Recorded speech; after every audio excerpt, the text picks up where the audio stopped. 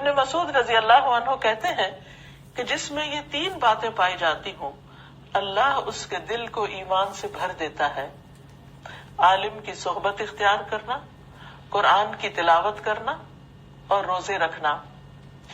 ابن مسعود رضی اللہ عنہ کہتے ہیں کہ جو شخص قرآن سے محبت کرتا ہے وہ اللہ اور اس کے رسول سے محبت کرتا ہے۔ یعنی یہ ہو نہیں سکتا کہ کسی کو اللہ سے محبت ہو اور اس کی کتاب سے محبت نہ ہو، اور یہ ہو نہیں سکتا کہ کوئی قرآن سے محبت کا دعویٰ کرے اور پھر وہ اللہ تعالیٰ اور اس کے رسول صلی اللہ علیہ وسلم سے محبت نہ کرے۔ پھر یہ بھی یاد رکھیے کہ انسان جب قرآن پڑھتا ہے تو اسے اللہ کی رحمت ملتی ہے، اور جس کی زندگی میں اللہ سبحانہ تعالیٰ کی رحمت ہو پھر اسے کس چیز کی کمی ہو سکتی ہے۔ قرآن مجید میں اللہ تعالیٰ فرماتے ہیں وَهَذَا كِتَابٌ أَنزَلْنَاهُ مُبَارَكٌ فَاتَّبِعُوهُ وَاتَّقُوا لَعَلَّكُمْ تُرْحَمُونَ، اور یہ کتاب جو ہم نے نازل کی ہے بڑی بابرکت ہے، لہٰذا اس کی پیروی کرو اور تقوی اختیار کرو، شاید کہ تم پر رحم کیا جائے۔ یعنی اللہ کی رحمت پانے کے لیے ضروری ہے کہ انسان کے اندر تقوی ہو، اور تقوی کس چیز سے آتا ہے؟ وہ بھی اس کتاب کو پڑھنے سے آتا ہے، اور یہ بہت بابرکت کتاب ہے۔ اور اس کی برکت کیا ہے؟ برکت کا ویسے بھی مفہوم یہ ہے کہ کسی بھی چیز میں بڑھوتری ہونا، اضافہ ہونا، نعمتوں کا زوال نہ ہونا، نعمتیں باقی رہنا۔ اور اس میں جب اگر زندگی دیکھی جائے تو زندگی میں برکت کا مطلب یہ ہے کہ انسان کی زندگی میں ویسے بھی اضافہ، لیکن جتنی بھی زندگی ہے اس میں انسان بہترین سے بہترین کام کر جائے۔ رزق میں برکت کا مطلب یہ ہے کہ انسان کو جو بھی اللہ نے دیا ہے وہ اس کے لیے کشادہ ہو جائے، اس کے اندر فقر کا اندیشہ نہ ہو، چیزوں کی کمی کا خوف نہ ہو۔ پھر اسی طرح وقت میں برکت کیا ہے کہ انسان ہر وقت کی تنگی کا شکار اور پریشان نہ رہے۔ پھر آپ صلی اللہ علیہ وسلم نے یہ خوشخبری دی کہ جو لوگ اللہ کے گھروں میں سے کسی گھر میں اللہ کی کتاب کی تلاوت کرتے ہیں، اس کی تعلیم میں مصروف ہوتے ہیں، ان پر سکینت نازل ہوتی ہے، رحمت انہیں ڈھانپ لیتی ہے، فرشتے انہیں گھیر لیتے ہیں، اور اللہ ان کا ذکر اپنے پاس موجود فرشتوں میں کرتے ہیں۔ یعنی کتنی بڑی برکت اور خوش قسمتی کی بات ہے کہ ایک تو انسان کو سکینت اور سکون حاصل ہوتا ہے، رحمت آ جاتی ہے، فرشتوں کا ساتھ مل جاتا ہے، اور اللہ سبحانہ تعالیٰ ایسے لوگوں کا ذکر اپنے پاس فرشتوں کے پاس کرتے ہیں۔ گھروں میں برکتیں اترتی ہیں اور کشادگی پیدا ہوتی ہے۔ ابو ہریرہ کہا کرتے تھے کہ قرآن پڑھنے کی وجہ سے گھر اپنے رہنے والوں کے لیے کشادہ ہو جاتے ہیں، اس میں فرشتے حاضر ہوتے ہیں، شیاطین اس گھر کو چھوڑ دیتے ہیں اور اس کی خیر و برکت بڑھ جاتی ہے۔ گھر ستاروں کی مانند ہو جاتے ہیں۔ نبی صلی اللہ علیہ وسلم نے فرمایا جس گھر میں قرآن کی تلاوت کی جاتی ہے وہ آسمان والوں کو ایسے نظر آتا ہے جیسے زمین والوں کو ستارے نظر آتے ہیں۔ جان، مال، عزت وغیرہ میں برکت حاصل ہوتی ہے۔ اللہ سبحانہ تعالیٰ فرماتے ہیں یہ ایک کتاب ہے، ہم نے اسے تیری طرف نازل کیا ہے، بہت بابرکت ہے۔ مطلب یہ ہے کہ جتنا آپ اس کے قریب ہوں گے، یعنی قرآن کے، اس سے اپنا تعلق قائم کریں گے، اسی حساب سے آپ کی جان، مال، اہل و عیال اور وقت میں برکت ہوگی، خوش نصیبی اور سعادت مندی حاصل ہوگی، اور پھر دنیا کی خیر و بھلائی بھی نصیب ہوگی۔ بعض مفسرین کہا کرتے تھے کہ ہم قرآن پڑھنے میں مشغول ہوئے تو ہمیں دنیا میں برکات اور خیرات نے ڈھانپ لیا، یعنی خیر و برکت اور بھلائی ہمارے لیے عام ہو گئی۔ اسی طرح سلف صالحین کے اوقات جب تنگ پڑ جاتے تو وہ وقت میں برکت کا اثر لینے کے لیے قرآن پڑھنے کی طرف لپکتے تھے، یعنی جب وقت کی تنگی محسوس ہونے لگتی تو قرآن کی تلاوت کو مزید بڑھا دیا کرتے تھے۔ یاد رکھیے یہ کتاب انسان کو حکمت و دانائی عطا کرتی ہے۔ کعب بیان کرتے ہیں قرآن کو لازم پکڑ لو کیونکہ وہ عقل کی تیزی، حکمت کی روشنی اور علم کا سرچشمہ ہے، اور رحمان کی طرف سے نازل ہونے والی کتابوں میں سب سے نئی کتاب ہے۔ اللہ سبحانہ وتعالیٰ نے تورات میں یہ بات فرمائی ہے کہ اے محمد میں تم پر جدید تورات نازل کروں گا جو نابینا آنکھوں، بہرے کانوں اور غفلت میں پڑے ہوئے دلوں کو کھول دے گی۔ حقیقت یہ ہے کہ یہ کتاب انسان کو غفلت سے باہر نکالتی ہے، دلوں کے بوجھ دور کرتی ہے، انسان کو روشنی عطا کرتی ہے، ڈپریشن سے نکالتی ہے، زندگی میں بہتر سے بہتر کام کرنے کی طرف لے جاتی ہے، جس کے بعد انسان اپنی زندگی میں بھی زیادہ پروڈکٹیو ہو جاتا ہے اور دوسروں کے لیے بھی خیر اور بھلائی اور بہتر تبدیلی کے راستے پیدا کرتا ہے۔ اس کتاب کو پڑھنے سے، اس علم کے حاصل کرنے سے انسان کو رفعت اور بلندی ملتی ہے۔ سورۃ المجادلہ میں اللہ تعالیٰ فرماتے ہیں، یرفع اللہ الذین آمنوا منکم والذین اوتوا العلم درجات، اللہ ان لوگوں کو درجوں میں بلند کرے گا جو تم میں سے ایمان لائے اور جنہیں علم عطا کیا گیا۔ یعنی اس کتاب کا علم جتنا جتنا زیادہ ہوتا جاتا ہے، اسی اعتبار سے انسان کے درجات بڑھتے چلے جاتے ہیں۔ ایک درجہ اس کو عربی زبان میں صحیح طریقے سے پڑھنا یا اس کی قراءت کرنا ہے، پھر ایک اس کا ترجمہ جاننا ہے، پھر ایک اس کی بنیادی فہم حاصل کرنا ہے، پھر ایک اس میں آگے بڑھ کر اس کی تعلیم حاصل کرنا ہے، پھر غور و فکر کرنا ہے، تدبر کرنا ہے، اس سے معنی نکالنے ہیں، اس کی روشنی میں اپنی زندگی کو گزارنا ہے، تو پھر اسی طرح اس کو حفظ کرنا ہے اور اس کو صحیح خوبصورت انداز میں پڑھنا ہے۔ تو جتنے جتنے انسان مرحلے طے کرتا چلا جاتا ہے، اسی اعتبار سے اس کے درجے بلند ہوتے چلے جاتے ہیں۔ عامر بن واصلہ سے روایت ہے کہ نافع بن عبد الحارث مکہ اور مدینہ کے ایک راستے پر عصفان میں آ کر عمر رضی اللہ عنہ سے ملے۔ وہ استقبال کے لیے آئے تھے۔ عمر رضی اللہ عنہ نے انہیں مکہ کا عامل بنایا تھا۔ تو آپ نے ان سے پوچھا کہ آپ نے اہل وادی پر کسے مقرر کیا؟ انہوں نے کہا کہ ابن ابزہ کو۔ انہوں نے پوچھا ابن ابزہ کون ہے؟ کہنے لگے ہمارے آزاد کردہ غلاموں میں سے ایک غلام ہے۔ عمر نے کہا کہ تم نے ایک آزاد کردہ غلام کو اپنا جانشین بنا دیا؟ انہوں نے کہا وہ اللہ عز و جل کی کتاب کو پڑھنے والا ہے اور فرائض کا عالم ہے۔ عمر رضی اللہ عنہ نے کہا ہاں واقعی تمہارے نبی صلی اللہ علیہ وسلم نے فرمایا اللہ اسی کتاب کے ذریعے بہت سے لوگوں کو اونچا کرتا ہے اور بہت سو کو اس کے ذریعے نیچے گراتا ہے۔ حقیقت یہ ہے کہ دنیا میں بھی عزت پانے کا ذریعہ اللہ کی کتاب کے ساتھ مضبوط تعلق قائم کرنا ہے۔ پھر اس کتاب کے پڑھنے کا ایک فائدہ یہ ہے کہ اس کے پڑھنے سے انسان گناہوں سے بچا رہتا ہے، اللہ سبحانہ وتعالیٰ کی ناراضگی کے کاموں سے بچا رہتا ہے۔ ابن تیمیہ کہتے ہیں کہ جب انسان قرآن پڑھتا ہے اور اس میں غور و فکر کرتا ہے تو یہ ان قوی اسباب میں سے ہے جو انسان کو نافرمانیوں بہت سی یا ان میں سے بعض سے روک لینے والا ہے۔ یعنی جو انسان قرآن پڑھتا ہے تو اس کا دل پگھلتا ہے، اس کو ایک آئینے کی طرح اپنے گناہ نظر آنے لگتے ہیں، اپنی غلطیاں نظر آنے لگتی ہیں، اور پھر صرف نظر نہیں آتی بلکہ ان سے نفرت بھی ہونے لگتی ہے، اور پھر صرف نفرت نہیں بلکہ انسان وہ تدبیر سوچنے لگتا ہے کہ جس سے وہ ان غلطیوں، ان گناہوں اور ان چیزوں سے دور ہو سکے، وہ داغ اس کی زندگی سے دھل جائے، وہ بوجھ اس کے اوپر سے ہٹ جائے، اور پھر یہ چیز انسان کو ہلکا پھلکا کر دیتی ہے۔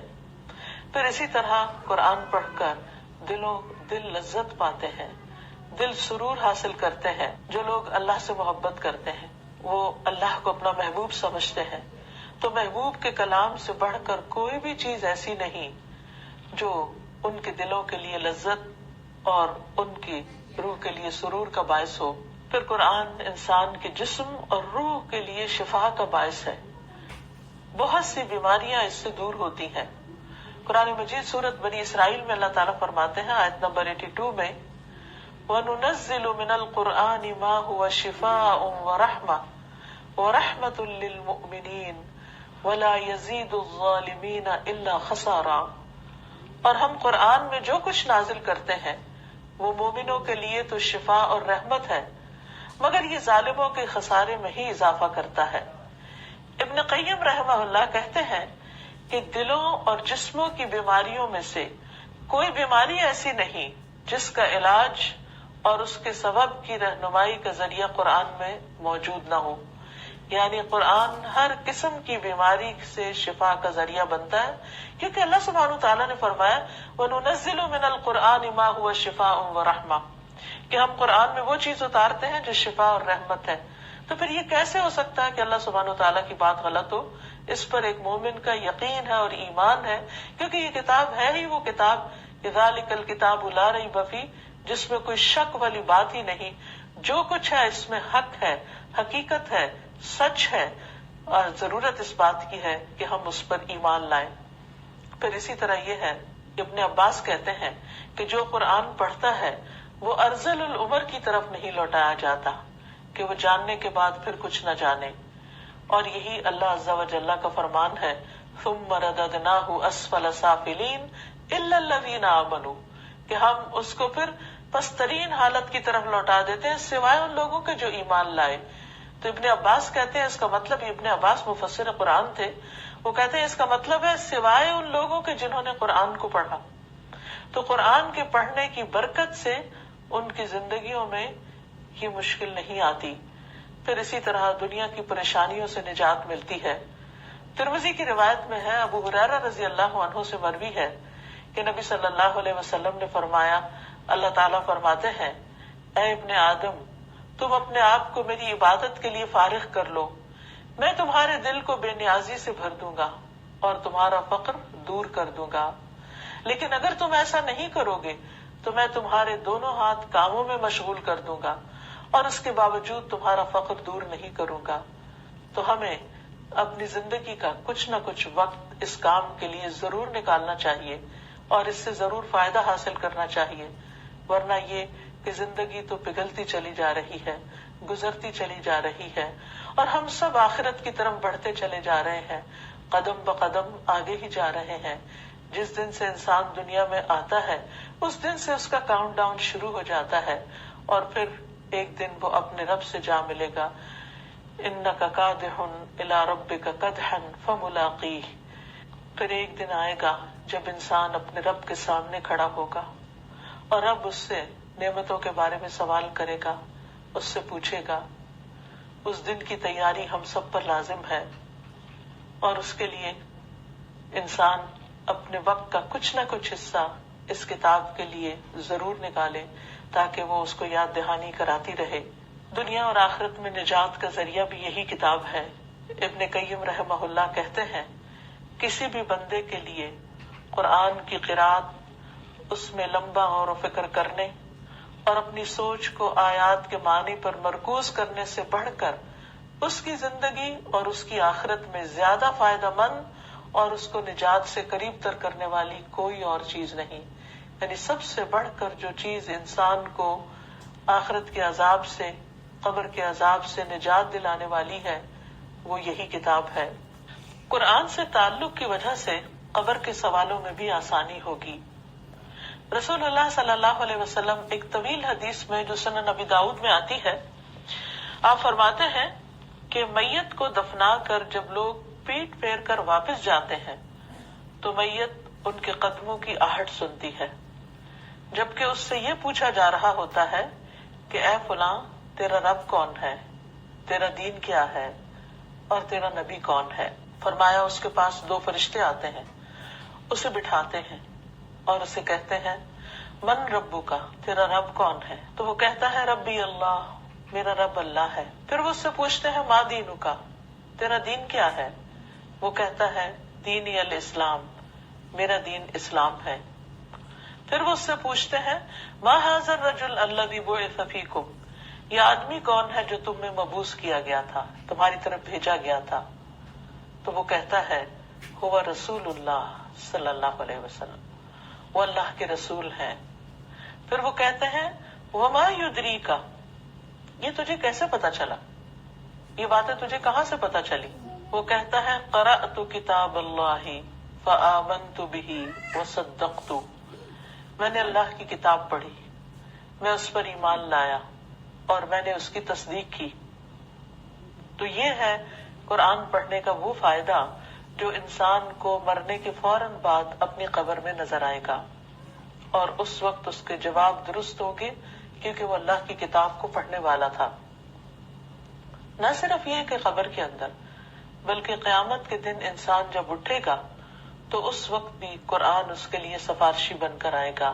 ابو امامہ باہلی سے مروی ہے، کہتے ہیں کہ میں نے رسول اللہ صلی اللہ علیہ وسلم کو فرماتے ہوئے سنا، قرآن کی تلاوت کرو، بلا شبہ قیامت کے دن یہ اپنے ساتھیوں کے لیے سفارش بن کر آئے گا۔ قیامت کے دن اپنے بھی پرائے ہو جائیں گے، ماں باپ ان کو اپنی پڑی ہوگی، بچے وہ اپنی پریشانی میں مبتلا ہوں گے، دوست احباب رشتہ دار کوئی کسی کے کام نہیں آئے گا۔ لا يسأل حمیم حمیما، کوئی جگری دوست کسی جگری دوست کے کام نہیں آئے گا، اس سے پوچھے گا بھی نہیں۔ دنیا میں تو یہ ہوتا ہے کہ ذرا سی دوسرے شخص کو تکلیف پہنچے تو فوراً حال چال پوچھنے لگتے ہیں، بار بار کال کرتے ہیں، کنسرن ہوتے ہیں، لیکن وہاں کی ہولناکیوں میں کوئی کسی کو نہیں پوچھے گا، کوئی کسی کے کام نہیں آئے گا۔ وہاں پر انسان کا عمل ہی اس کے ساتھ ہوگا، اور اس میں خاص طور پر قرآن اپنے ساتھیوں کے لیے، ساتھیوں سے مراد اپنے پڑھنے والوں کے لیے سفارش بن کر آئے گا اور انہیں اس مشکل سے نکالے گا۔ قرآن پڑھنے والوں کا جنت میں بھی بہت اعلیٰ مقام ہوگا۔ رسول اللہ صلی اللہ علیہ وسلم نے فرمایا، قرآن روز قیامت اس آدمی کے روپ میں آئے گا جس کا رنگ اڑا ہوا ہوگا، اور اپنے ساتھی سے پوچھے گا، کیا تو مجھے پہچانتا ہے؟ پھر قرآن اپنا تعارف پیش کرتے ہوئے کہے گا، میں وہی ہوں جو تجھے تیری راتوں کو بیدار رکھتا تھا، یعنی تو رات کو پڑھتا تھا مجھے، اور دوپہروں کو پیاسا رکھتا تھا، یعنی دن میں تو اس کثرت سے مجھے پڑھتا تھا، یاد کرتا تھا کہ تجھے تمہارا منہ سوکھ جاتا۔ اور یقیناً ہر تاجر اپنی تجارت کے پیچھے ہوتا تھا، اور میں آج ہر تاجر کو چھوڑ کر تیرے لیے ہوں۔ پھر اسے دائیں ہاتھ میں بادشاہت اور بائیں ہاتھ میں ہمیشگی دی جائے گی، اس کے سر پر وقار کا تاج رکھا جائے گا، اس کے والدین کو 2 عمدہ پوشاکیں پہنائی جائیں گی، وہ اتنی قیمتی ہوگی کہ دنیا و مافیہا میں کوئی چیز ان کا مقابلہ نہیں کر سکتی۔ وہ دونوں کہیں گے، اے رب ہمارے لیے یہ کہاں سے آیا؟ کہا جائے گا، اپنے بیٹے کو قرآن سکھانے کی وجہ سے۔ صاحب قرآن کو روز قیامت کہا جائے گا کہ پڑھتا جا اور جنت کے درجے چڑھتا جا، اور اسی طرح ٹھہر ٹھہر کر پڑھ جس طرح تو دنیا میں ٹھہر ٹھہر کر پڑھتا تھا، بس تیرا مقام وہ ہوگا جہاں تیری آخری آیت ہوگی۔ تو آپ سوچئے کہ اگر والدین کا اتنا زیادہ اکرام ہوگا تو پھر جس شخص نے خود قرآن پڑھا ہوگا اس کا مقام اور اس کا درجہ کتنا بڑا ہوگا۔ جہاں قرآن مجید پڑھنے کے دنیا، قبر اور آخرت میں فائدے ہیں، وہاں قرآن سے منہ موڑنے کے نقصانات بھی ہیں، اور یہ بھی ہمیں قرآن ہی سے پتہ چلتے ہیں۔ سورۃ الزخرف میں اللہ تعالیٰ فرماتے ہیں، مَن یعش عن ذکر الرحمن نقیض لہ شیطانا فہو لہ قرین، اور جو شخص رحمان کے ذکر سے آنکھیں بند کر لیتا ہے، ہم اس پر ایک شیطان مسلط کر دیتے ہیں جو اس کا ساتھی بن جاتا ہے۔ یعنی جو شخص اللہ کا ذکر نہیں کرتا، اللہ کی کتاب کو نہیں پڑھتا، پھر شیطان اس پر حاوی ہو جاتا ہے، اور بے شک وہ ضرور انہیں اصل راستے سے روکتے ہیں، اور یہ سمجھتے ہیں کہ بے شک وہ سیدھی راہ پر چلنے والے ہیں۔ یعنی اس وقت انسان کو اپنی غلطی کا بھی احساس نہیں ہوتا، وہ غلط کر رہا ہوتا ہے، شیطان اس کو اندھا کیے ہوئے ہوتا ہے، حق دیکھنے نہیں دیتا، اور انسان سمجھتا ہے کہ وہ جو کچھ کر رہا ہے وہ بالکل صحیح ہے۔ اسی طرح اللہ کی کتاب سے منہ موڑنے کا نتیجہ دنیا کی زندگی تنگ ہونا ہے۔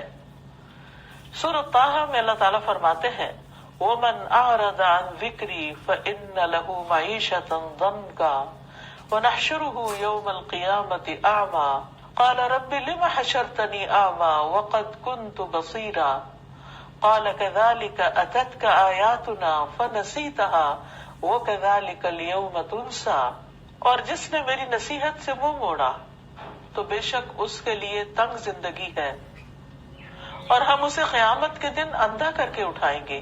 سوچئے ذرا، قیامت کے دن اندھا کر کے اٹھائیں گے۔ وہ کہے گا، اے میرے رب تو نے مجھے اندھا کر کے کیوں اٹھایا، حالانکہ میں تو دیکھنے والا تھا۔ وہ فرمائے گا، اسی طرح تیرے پاس ہماری آیات آئیں تو تو انہیں بھول گیا، فنسیتها، تو نے ان کو بھلا دیا اللہ کی آیات کو، اور اسی طرح آج تو بھلایا جائے گا، یعنی آج تیرا بھی کوئی پرسان حال نہیں۔ تو سوچئے سورۃ طٰہٰ کی آیت ہمیں کتنا بڑا سبق دے رہی ہے کہ جو شخص اس کتاب سے منہ موڑے گا دنیا میں بھی اس کو طرح طرح کی مشکلات پیش آئیں گی۔ بات یہ ہے کہ مشکلات تو ہر بندے کو پیش آتی ہیں، لیکن جب قرآن انسان کی زندگی میں ہوتا ہے تو اس کے دل کے اندر ایسی ٹھنڈک، ایسا سکون، ایسا سرور ہوتا ہے کہ وہ مشکلات اس کو مشکلات نہیں لگتی۔ پھر اسی طرح جب انسان قرآن نہیں پڑھتا تو گھروں سے برکت اٹھ جاتی ہے۔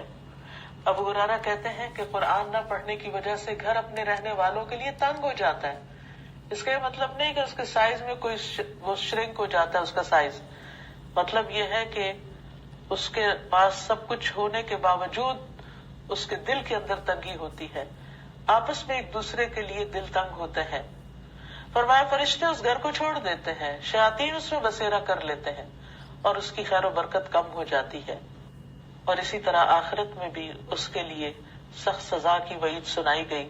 سورۃ الجاثیہ میں آتا ہے یسمع آیات اللہ تتلی علیہ ثم یصر مستکبرا کأن لم یسمعها فبشرہ بعذاب علیم، جو اللہ کی آیات سنتا ہے جبکہ اس کے سامنے پڑھی جا رہی ہوں، پھر وہ تکبر کرتے ہوئے پڑا رہتا ہے، اپنی ہی ڈگر پہ چلتا رہتا ہے، گویا کہ اس نے وہ سنا ہی نہیں، اللہ تعالیٰ کے احکامات کو سنے انسنے کر دیتا ہے، سو اسے دردناک عذاب کی بشارت دے دو۔ اللہ سبحانہ وتعالیٰ ہمیں اس سے محفوظ رکھے۔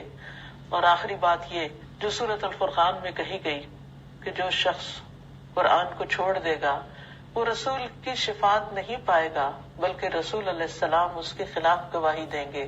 فرمایا وقال الرسول یا رب ان قوم اتخذوا هذا القرآن مہجورا، اور رسول کہیں گے اے میرے رب بے شک میری قوم نے اس قرآن کو چھوڑ رکھا تھا۔